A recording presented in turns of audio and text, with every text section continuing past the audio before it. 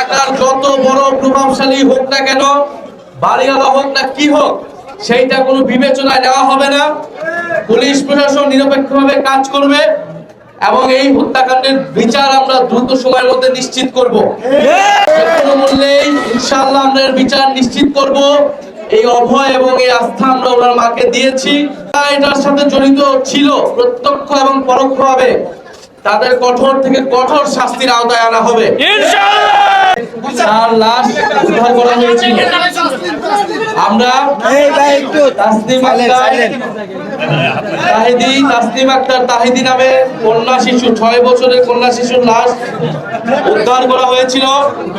আমরা তার পরিবারের সাথে, সেই শিশু কন্যার মায়ের সাথে, তার পরিবারের সাথে আমরা সাক্ষাৎ করেছি আমি, এবং পুরো ঘটনা বিস্তারিত শুনেছি। ব্যক্তিগত কিছু দ্বন্দ্বের কথা উনি বলছেন, এলাকার কিছু দ্বন্দ্বের কথা উনি বলছেন। আমরা তথ্য প্রমাণ তদন্ত ছাড়া আগাম কোনো মন্তব্য এখন করতে চাচ্ছি না।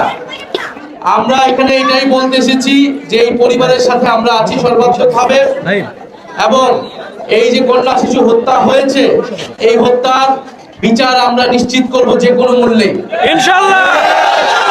যে কোনো মূল্যেই ইনশাআল্লাহ আমরা এর বিচার নিশ্চিত করব। এই অভয় এবং এই আস্থা আমরা ওনার মাকে দিয়েছি, কারণ আমরা মনে করি উনি আমাদেরই বোন, উনি আমাদের সাথেই ছিলেন।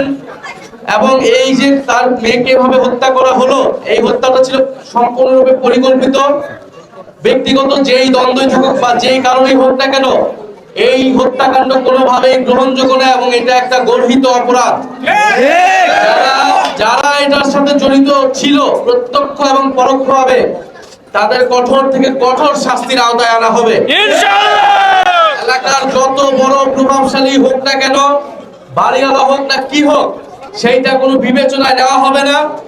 পুলিশ প্রশাসন নিরপেক্ষভাবে কাজ করবে এবং এই হত্যাকাণ্ডের বিচার আমরা দ্রুত সময়ের মধ্যে নিশ্চিত করব।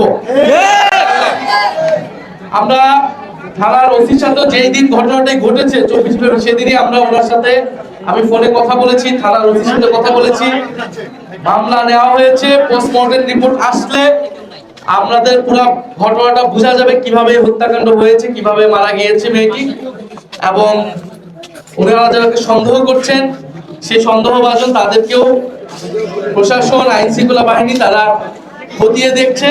আমরা আশা করি দ্রুত সময়ে, অলরেডি একজন আসামি গ্রেফতার হয়েছে, সন্দেহভাজন একজন। আমরা আশা করব দ্রুত সময়ের মধ্যেই গ্রেফতার হবেন এবং এটা ন্যায় বিচার আমরা এই বোনকে সবাই মিলে নিশ্চিত করব। এটা আমাদের ওয়াদা আজকে ওনার কাছে এবং এলাকাবাসীর কাছে।